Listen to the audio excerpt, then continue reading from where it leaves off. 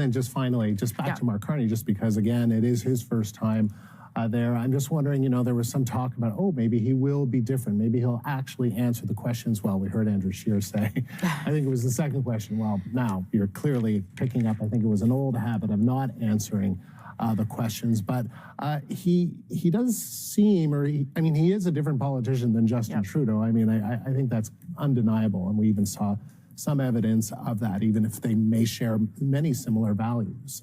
Yeah, listen, I don't, he did seem to be enjoying himself, was smiling and enjoying the moment.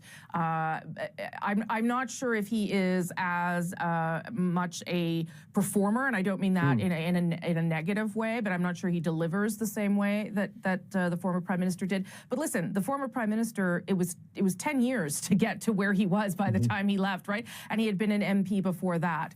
So he had a lot of time to get experienced in answering or not answering a question. If I would say one thing about the current Prime Minister is, if you're not going to answer the question, sometimes you have to give a little something more, or answer a question that you would rather answer, is another way they go about it in question period, in order to give the opposition something. Today it was very broad comments and statements, and sure, he handled all of them, but if you're a Canadian who's hoping to see the Prime Minister explain in more detail his plan going forward, you didn't get that today.